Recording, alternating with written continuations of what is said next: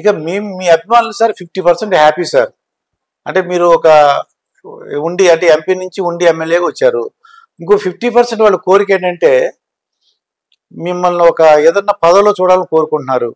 తర్వాత మీకు అన్యాయం చేసిన ఆఫీసర్లు కానీ వాళ్ళందరూ కూడా ఇంకా కక్షపూర్తి చర్యలు అదే ఇంకా మీ మీద కక్షపూర్తిగా అక్రమంగా పెట్టిన వాళ్ళని ఇంకా శిక్షించలేదని అది రెండొకటికి బాధపడుతున్నారు సార్.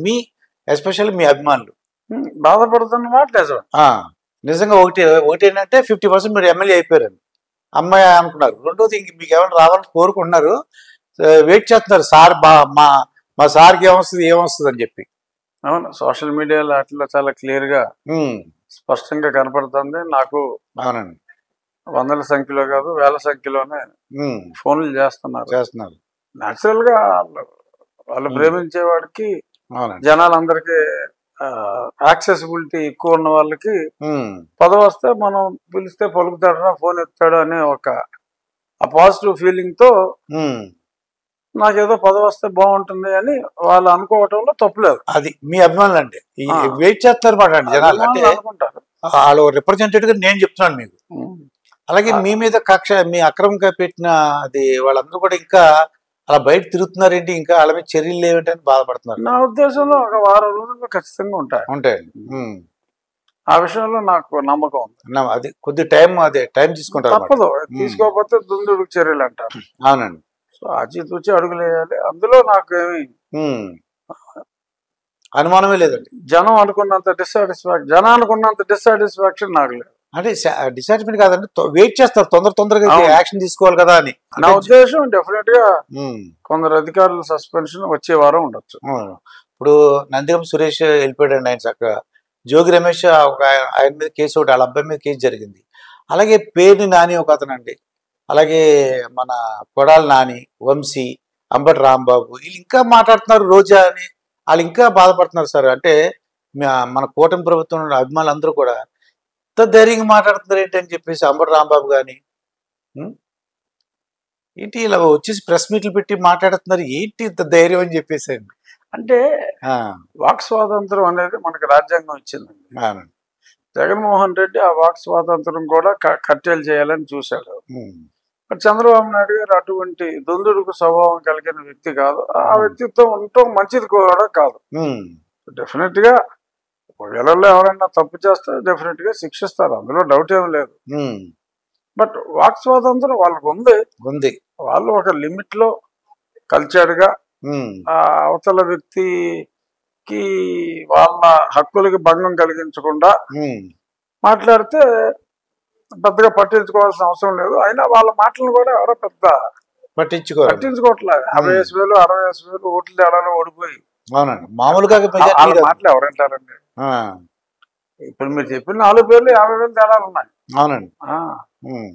ఇప్పుడు ఆ పేరు నాని గాని వంశీ గాని గన్నవరం వంశీ వాళ్ళు కూడా ఏంటి 50,000 తేడాలు కరెక్ట్, ఓడిపోయారు కరెక్టేలండి. ఇంకో స్ట్రాటజీ అని వీళ్ళందరూ పారిపోయారు ఎక్కడో అని అనుకుంటున్నారు, ఎక్కడెక్కడ దాక్కున్నారని చెప్పేసి అంటున్నారు. అదొక స్ట్రాటజీ అంటున్నారండి చాలా మంది. ఏమంటున్నారంటే అదొక స్ట్రాటజీ, వాళ్ళందరూ దాక్కున్నారు పారిపోయారు, ఏ రోజు వచ్చి అరెస్ట్ చేస్తారని భయంతో అలా ఉన్నారని చెప్పి ఇంకొక అంటున్నారండి.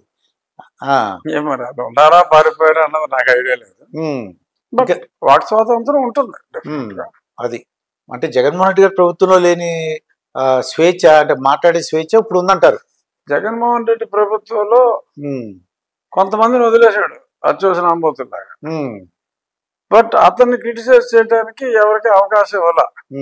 అతని గురించి ఎవరైనా మాట్లాడితే వాళ్ళ మీద రాజద్రోహాలు, అలాంటి వాళ్ళ మీద, మిగిలిన వాళ్ళ మీద పిండి కొద్దీ రొట్లాగా బుడ్డోళ్ళ మీద పుట్ట కేసులు, అలాంటి ఎంపీ మీద ప్రజలకు రీచ్ ఎక్కువ ఉంటే ఇంకా పెద్ద కేసులు అలా పెట్టుకుంటూ పోయాడు.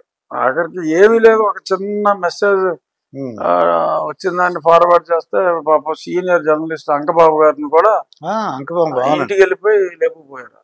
అంత దుర్మార్గం చేశారు. సో అందుకనే వాళ్ళు ఘోర పరాభవంతో కూడిన ఘోర పరాజయం చూశారు.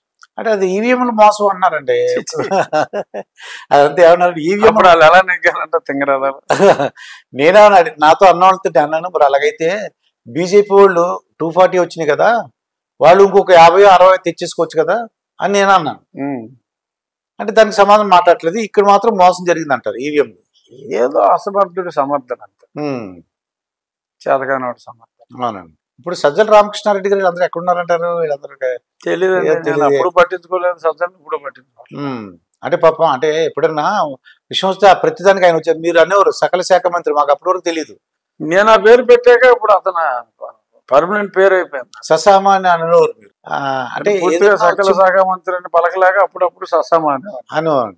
చాలా చక్కగా ఇంట్రెస్టింగ్ బాగుండేది. వచ్చి ఆయన మాట్లాడతారు అని చూస్తుంటే ఎక్కడ కనపట్లేదు. సాక్షి పేపర్ మీద యాడ్స్ కానీ ఇవన్నీ కూడా మరి ఇప్పుడు సర్క్యులేషన్ ఎలా ఉంటుంది అంటే చూడాలండి. మరి యాడ్స్ కూడా తక్కువ అయిపోయినాయి. యాడ్సే ఉండవు. జనాలు కూడా చూసేవాళ్ళు తగ్గినట్టు అనిపిస్తుంది మనకి. ఏదో అక్షయ గోల్డ్ ఇలాంటివి ఉంటాయి తప్ప. అవునండి. పొలిటికల్ యాడ్ రాజశేఖర రెడ్డి గారి పుట్టినరోజుకి, వర్ధంతికి, ఇంకా వేరే ఇలాంటి ఇంకేం ఉండవు. వాళ్ళందరూ జంప్, అసలు పార్టీయే ఖాళీ అయిపోతుంది ఇంకొక నెల రోజుల్లో. అవునండి. బీజేపీకి కొందరు, జనసేనకి కొందరు, కొంతమంది బాగా క్వాలిటీ ఉన్నారు. తెలుగుదేశం కూడా తీసుకోవచ్చు. అవునండి. అంటే మోపిదేవి వెంకటరమణ అంటే ఆయనతో బాగా పరిచయం, ఆయనే బయటకు వచ్చాడంటే ఆశ్చర్యంగా ఉందండి. బాలినేని ఎప్పుడో చెప్పారండి, పార్టీలో ఎవరు ఉండరని. అతను పదవిలో ఉన్నాడు కాబట్టి. మామూలుగా ఏంటంటే రూలింగ్ పార్టీ నుంచి ఎవరు బయట రాడు. అవునండి. మీరు చూడండి, జగన్మోహన్ రెడ్డి పార్టీలో ఒక ఎమ్మెల్యే కానీ, ఒక ఎమ్మెల్సీ కానీ, ఆ పార్టీలో ఉన్న సభ్యుడు కానీ నేను ఒక్కడిని ఎదిరించి పోరా అన్నాను తప్ప ఒక్కడైనా 4 సంవత్సరాల 10 నెలల్లో అన్నాను. చివరిలో నెల్లూరు వాళ్ళు ఏది చివరి 2-3 నెలల్లో వాళ్ళు ఇంకెలాగో ఇది ఎక్స్క్యూజ్ మీ పార్టీ అని చెప్పి చివరిలో ఒక్కొక్కళ్ళు వలస పక్షుల్లాగా వచ్చారు తప్ప క్వాలిటీగా వీడు తప్పు చేస్తున్నాడు మొట్టమొదటి నుంచి డే 6వ నెల నుంచి కన్సిస్టెంట్ గా నా పదవి పోతే పోయింది, ఒకటి పోగొట్టుకున్నాను చైర్మన్షిప్. ఇది కూడా ఏమో డిస్క్వాలిఫై చేస్తాడేమో అని ఉన్నప్పటికీ కూడా ఐ కేర్ హెల్ప్ అని చెప్పి మాట్లాడింది నేను ఒక్కడనే. అఫ్ కోర్స్ తొందరపడి ఒక కోయిలు ముందే కూర్చుందని ఇప్పుడు ఏ పదవి లేను అని కూడా నేను ఒక్కడనే. మిగిలిన వాళ్ళందరికీ పదవులు ఉన్నాయి. ఢిల్లీలో మీరు ఢిల్లీ ఉన్నంతకాలం నాకు 1 o'clock మా ఇంట్లో రోజు తిట్లండి అంటే మీరు 1 o'clock కరెక్ట్ గా మాట్లాడేవారు ఈ రచ్చబండి అని చెప్పి. మేము కూడా దగ్గర ఉండి కూర్చుని వినేవాడు అనమాట. అలాగా చాలా మంది ఆఫీసుల్లో వాళ్ళు కూడా క్యాంటీన్కి వెళ్ళి ఆ టైం చూసాం, గవర్నమెంట్ ఆఫీసుల్లో.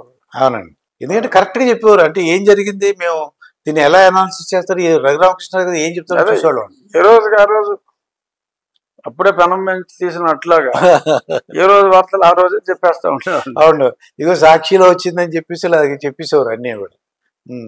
అంటే ఎక్కువగా వైసీపీ వాళ్ళు ఏమనుకుంటారంటే ఈ ముగ్గురు కూటమి ఫామ్ అయింది, పవన్ కళ్యాణ్ జనసేన టీడీపీ వాళ్ళు గొడవలు వస్తాయని ఎదురు చూస్తున్నారండి. తెర చూస్తే వీళ్ళిద్దరేమో ఒకరికొకరు ఒక అన్నదమ్ముల్లాగాను ఒక చుట్టాల్లాగానే ఉంటున్నారు సార్. ఇద్దరు అన్నదమ్ముల్లా కాదా, కవల పిల్లలా ఉంటున్నారు. కవల పిల్ల నిజంగా ఒక అవసరం, ఆ సఖ్యత అవసరం. అంటే ఒక మెసేజ్ పంపించినట్టు అవుతుందండి. లేకపోతే ఏమవుతుందంటే కింద స్థాయి కార్యకర్తలు వేలపట్టాలు ఉంటారు. ఇప్పుడు ఆ కింద స్థాయి కార్యకర్తలు కూడా మీకు పవన్ కళ్యాణ్ గారు స్ట్రిక్ట్ గా చెప్పేపటి సరిపోయింది. లేదంటే పవన్ కళ్యాణ్ గారి ముసుగులో ఉన్న వైసీపీ కోవట్లతో అదే పనిగా మాట్లాడించేవారు గతంలో. అది ఇద్దరు అర్థం చేసుకున్నారు. కళ్యాణ్ గారు అర్థం చేసుకున్నారు, చంద్రబాబు నాయుడు గారు అర్థం చేసుకున్నారు. ఈ తిట్లు కళ్యాణ్ గారి మనుషులు కాదు, కళ్యాణ్ గారు ముసుగులో ఉన్న వైసీపీ వాళ్ళ తిట్లని ఆయన అర్థం చేసుకున్నారు. ఈయన అర్థం చేసుకుని వాళ్ళని పుండ్రాబాబు అన్నంటే నెక్స్ట్ డే మొట్టమొదటి సర్దుకుని మళ్ళీ మా వైసీపీకి అఫీషియల్గా వచ్చారు. అప్పుడు పార్టీలో ఉన్నాను కాబట్టి అందరూ చెప్తాను, మొట్టమొదటి సర్దుకుని వెళ్ళిపోయారు. సంచేత వీళ్ళిద్దరు అన్యోన్యత అనేది రాష్ట్ర భవిష్యత్తుకి చాలా అవసరం. అలాగే మొన్న మా ఎమ్మెల్యేల సమావేశంలో కూడా మరి ఈయన గురించి ఆయన గురించి ఈయన కూడా చక్కగా ఉన్న ఆ సహృదయత, ఆ వాతావరణాన్ని క్లియర్ గా ఇద్దరు కూడా ఎటువంటి భేషజాలకి వెళ్లకుండా చెప్పారు. వారి అంతరంగాన్ని చాలా స్పష్టంగా ఆవిష్కరించారు.